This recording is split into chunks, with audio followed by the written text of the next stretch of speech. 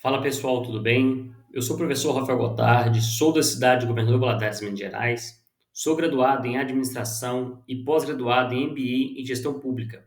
Eu estarei ministrando o curso de Direito Administrativo, Organização Administrativa. Então, antes de iniciarmos o conteúdo, eu peço que se inscreva no canal, curta o vídeo e ative o sininho para receber todas as notificações.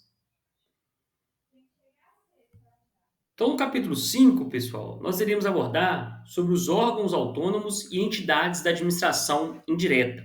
Então, nós veremos sobre as autarquias, fundações públicas, empresas estatais e sociedades de economia mista.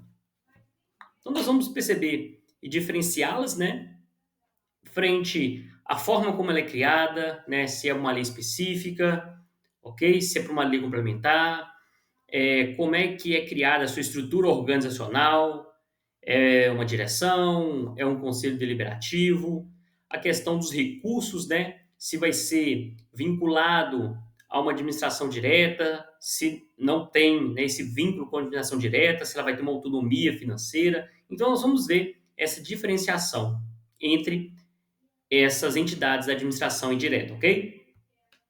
Então, vamos dar início aí a entidade, né, das autarquias.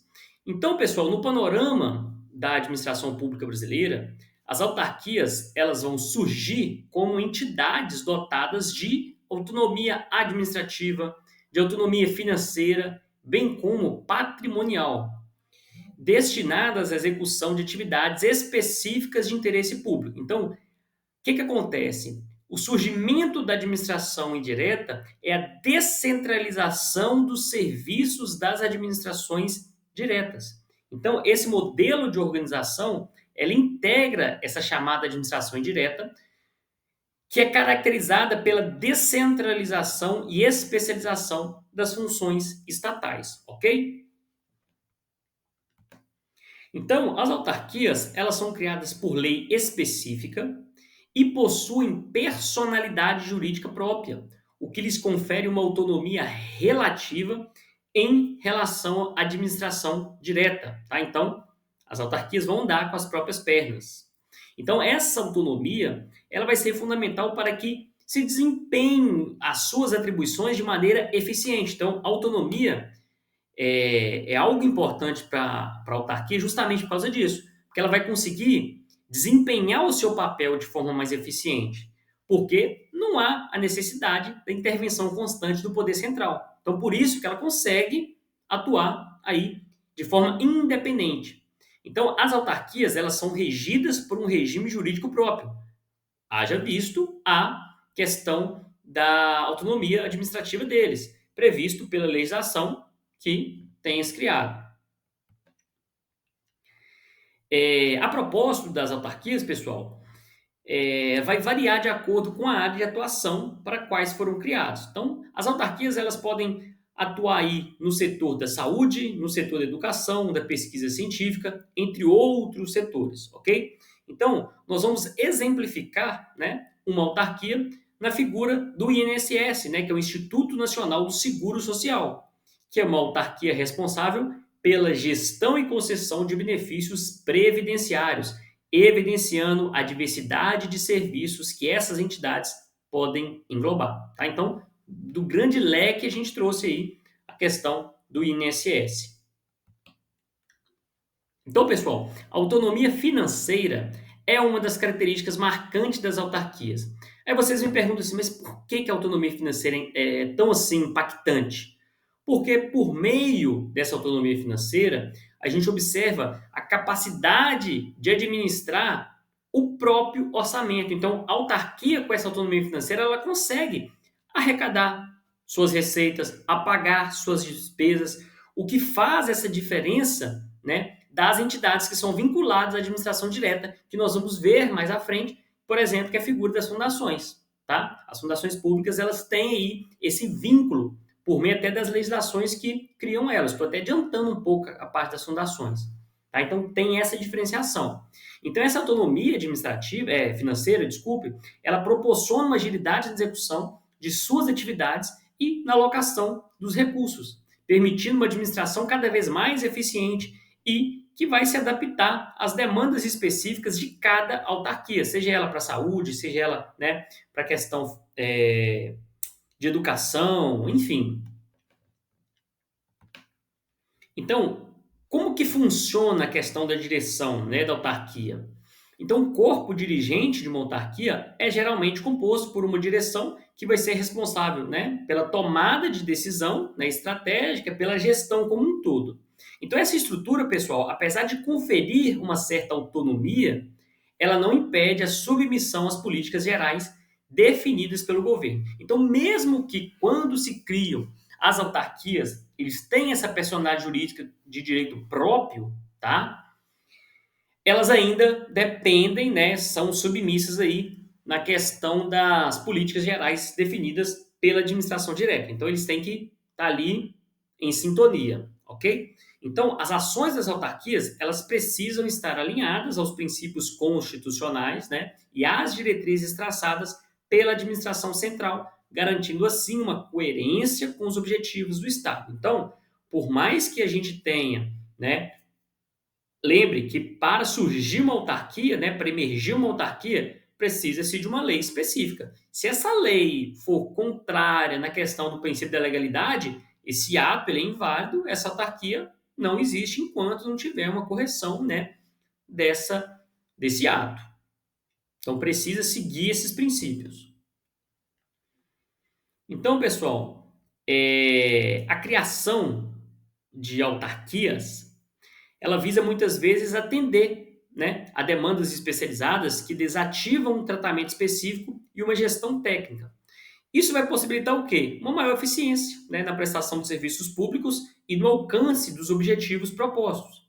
Então, contudo, é fundamental que a atuação dessas entidades esteja em conformidade com os princípios, né, do artigo 37, daquela sigla que eu já mencionei para vocês, o LIMP, né, tem que estar ali em conformidade com a legalidade, impessoalidade, moralidade, publicidade, eficiência, princípios explícitos na Constituição e outros, né, que estão implícitos, que são aí pilares norteadores da administração pública brasileira. Então, tem que seguir o rigor da nossa Constituição.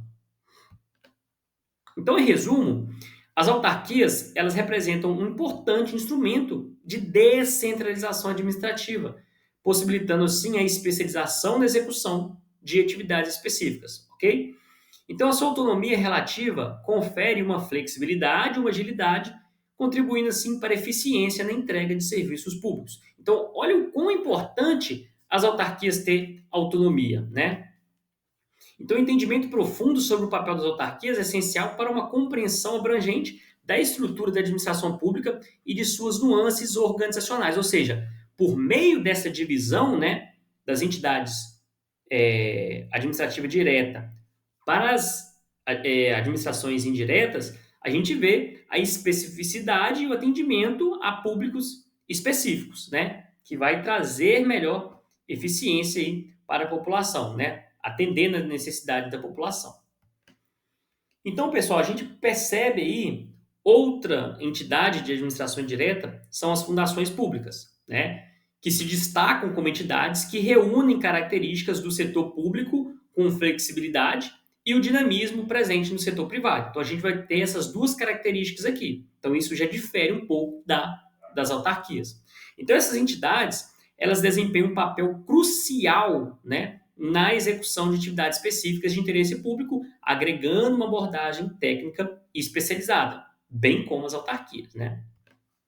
Então, diferentemente das autarquias, a gente observa o seguinte, que as fundações, elas não possuem a mesma autonomia que nós vimos anteriormente e não têm uma independência administrativa, sendo instituídas por uma lei específica e vinculadas a um órgão ou entidade de administração direta. Então, observe-se que aqui há uma vinculação a um órgão da administração direta. Então, aqui ela já não tem mais a autarquia financeira que as autarquias têm, né? Essa autonomia financeira, na verdade. Então, a criação de uma fundação pública requer um cuidado no processo legal, está no trâmite ali. Porque durante esse processo legal que vai ser detalhado qual o objetivo dessa fundação, como é que vai ser a estrutura, né? E bem como o regime jurídico. Então, olha a preocupação, o cuidado nesse processo, porque algo errado aí Lembra do princípio da legalidade? Invalida todo o processo. Então, as fundações têm como características a personalidade jurídica própria, conferindo-lhes uma autonomia relativa na gestão de seus recursos e também na condução de suas atividades. Então, a sua criação, né, tem o objetivo de atender as demandas específicas que desabilitam uma estrutura ágil e especializada, que é capaz de atuar de forma mais flexível e dinâmica em comparação com a administração direta. Então, há uma especificidade, por isso que é um atendimento mais flexível, mais dinâmico, né? Então, quando a gente especifica algum atendimento, lógico que isso vai ser mais rápido, mais ágil, se eu comparar isso com a administração direta, que tem várias competências, né? Então, pessoal, a atuação das fundações públicas abrange uma variedade de áreas, desde a pesquisa científica e tecnológica, até a promoção da cultura, educação e assistência social. Então, eu trouxe como exemplo aí a questão da Fundação Oswaldo Cruz, né, que é uma fundação que tem um papel estratégico aí na pesquisa, na produção de medicamentos, bem como na produção de vacina, né? Então, nós vimos a atuação dessa fundação aí durante a pandemia, na corrida aí para a fabricação, né, de vacinas aí na época do Covid. Então, a gestão financeira das fundações ela vai ser pautada por regras específicas sujeitas à fiscalização e ao controle, né, da administração direta. Então, a concessão de recursos ela pode ocorrer por meio de doações orçamentárias, né, convênios, doações, entre outras fontes, garantindo a sustentabilidade financeira e a execução das atividades previstas. Então, nós vamos ter fundações públicas de direito público e fundações públicas de direito privado, ok? Então, essas verbas vão vir tanto da parte do setor privado como do setor público. Então, a estrutura organizacional de uma fundação ela vai ser moldada de acordo com os seus objetivos, bem como as suas competências, sendo comum a presença de um conselho deliberativo, né, na tomada de decisões, de uma direção executiva e de outros órgãos aí internos, né, que vão auxiliar nessa tomada.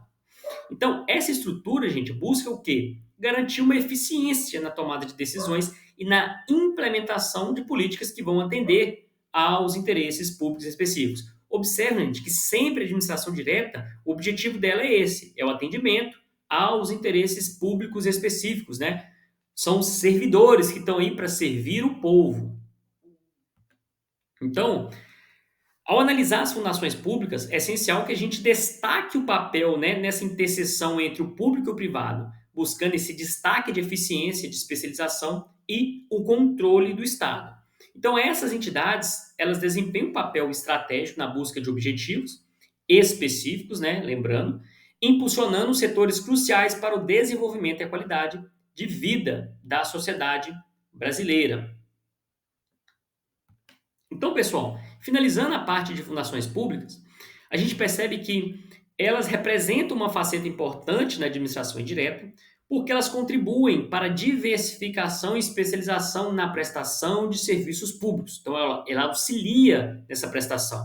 Então, o seu entendimento aprofundado é importante para uma análise abrangente da estrutura organizacional como toda, né, e funcional também, da nossa administração pública brasileira, ok? Então, pessoal, eu finalizo aqui a parte de fundações públicas e, num próximo momento, nós iremos abordar as empresas estatais e o tópico de sociedade de economia mista, ok? Aguardo vocês.